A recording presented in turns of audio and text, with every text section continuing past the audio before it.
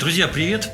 Я владелец студии звукозаписи Blues Minus, и сегодня мы хотим рассказать вам об очень интересном инструменте. Ну, в принципе, наверное, все уже знают, уже какая-то мания пошла в последнее время покупать советские гитары, переделывать их, доводить. В общем, у нас герой сегодня гитара Урал. И помогает мне представить сегодня это дело Володя Корниенко, известный музыкант Корней. Вот. И Володя Лаврентьев, директор мастерской Шамрай, гитарной мастерской Шамрай. Вот. Ну, собственно, какая идея была у меня? В принципе, в последнее время очень модно стало возвращаться к СССР, вспоминать какие-то старые штуки.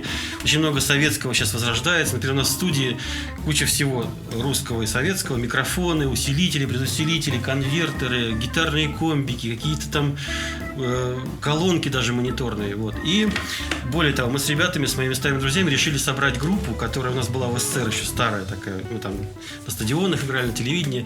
И в связи с этим меня ностальгия пробрала. И захотелось купить свою первую гитару, которая у меня была вот еще в те годы, в советский Урал. Мне ее дали в каком-то Дворце пионеров бесплатно. Мы там бесплатно репетировали. Вот точно такой Урал. Вот я полез на Авито, у какого-то коллекционера приобрел этот инструмент за 4500 рублей. Мужик сказал, что типа нельзя инструменты такие брать, переделывать, нельзя с ним ничего делать. Я говорю, ну как же, так он висит на стене у вас, а так он будет людям служить и музыку приносить. В общем, я все-таки решил переделать. И сделал из него работающий инструмент. То есть просто взяли, починили все, что было неисправно, и то, что мешало музыке. Наверное, Володя лучше расскажет, что было сделано в мастерской. Да. Гитара была, в общем-то, в таком довольно плачевном состоянии. Там плохо работал анкер, были действительно убитые лады, электроника там была, в общем-то, в плачевном достаточно состоянии. Была поставлена задача сделать современный инструмент, но в оригинальном виде, максимально оригинальном, вот, чтобы мы сохранили вот все, что работало, осталось родное. Колки родные остались, там вот эти вот железки все родные остались, кнопочки все родные. Все выглядит вот точно так же, как оно выглядело. Даже вот это вот гнездышко, да, пятиштриковое наше старое советское гнездо, да, оно осталось здесь и, в общем-то, не нарушает. И даже вот не нарушает.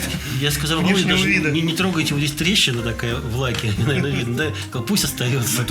Родной лак, винтаж. Это сейчас специально же ставят гитары. Ну да, собственно, что мы сделали? Мы заменили накладку грифа вместе с ладами.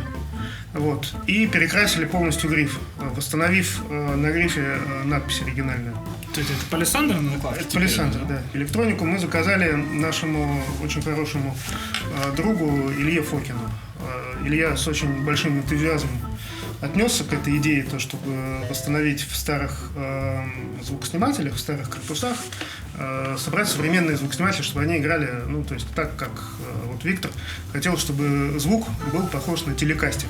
Ну, он, кстати, не получился похож на телекастер. Ну, может, не получился, но все равно получился просто интересный инструмент сам по себе. Вот после этого настроили, отдали Виктору, Виктор очень обрадовался.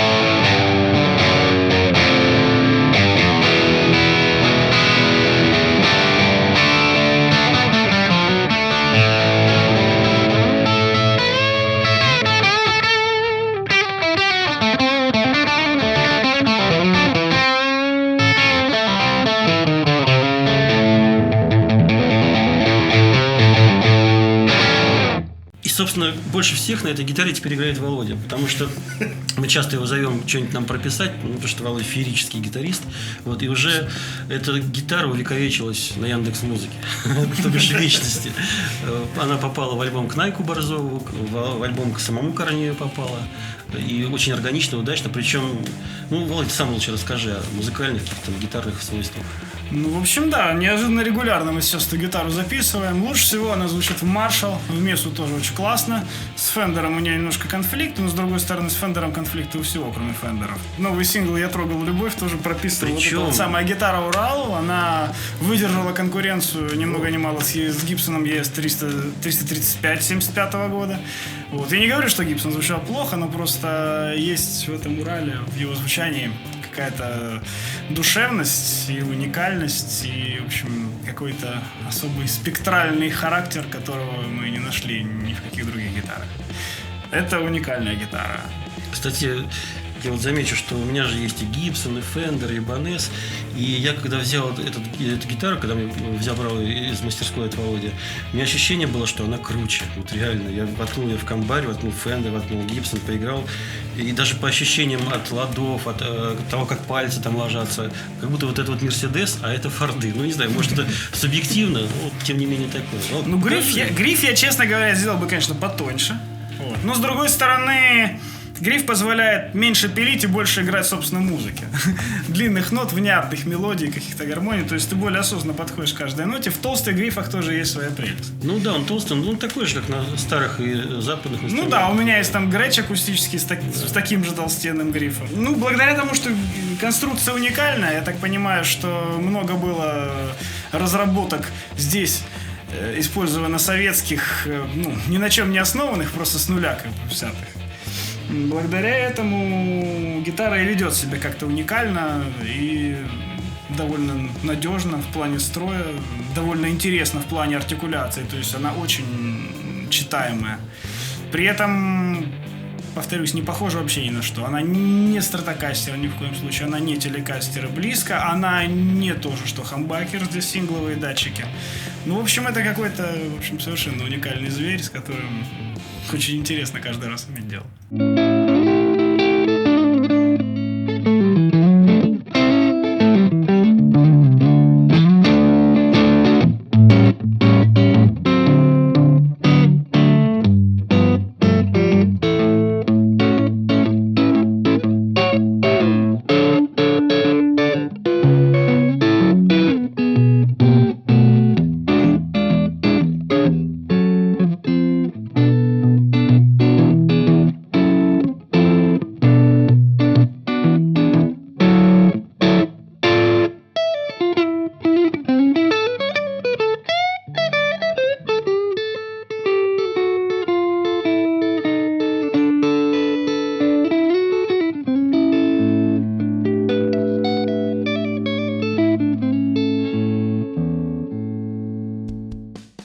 Ну, и, друзья, наверное, самый щепетильный вопрос, который все в комментах задали там на Фейсбуке, это сколько это дело обошлось. 39 тысяч. Вроде бы много, но на самом деле, если там посмотреть по пунктам, что конкретно каждая работа стоит, это очень недорого. Скажем, анкер 500 рублей, там какие-то операции конкретные, там 1000 рублей, ну, какие-то самые дорогие, типа замена ладов 4000 рублей. Просто большой очень комплекс работ. Например, раз меняется кант, то приходится полностью перелачивать весь гриф там уже и так далее. То есть там одно тянет другое, и поэтому раз такая сумма. Но, с другой стороны, что такое 39 тысяч плюс там 4500 стоимость самого Урала с изначально оригинального? Вы получаете инструмент, который сравним с Гибсонами, с Фендерами, который стоит 100, там, 120 тысяч рублей. То есть это в какой-то степени это лайфхак даже, я бы сказал. Получаешь старый инструмент с просохшим деревом, шикарно звучащий, с фокинскими звучками феерическими. Вот. Давай теперь, Володь, еще сыграем группешником, так сказать, по-настоящему. Давай. У нас там еще в кустах... Зови Андрея. Андрюха Шатуновский, да, очень известный, один из лучших студийных барабанщиков Москвы. Ну что, пойдем? Идем. When I get to the bottom, I go back to the top of the slide. Where I stop and I turn and I go for a ride. Then I get to the bottom, then I see you again. Yeah, yeah, yeah. Do you, don't you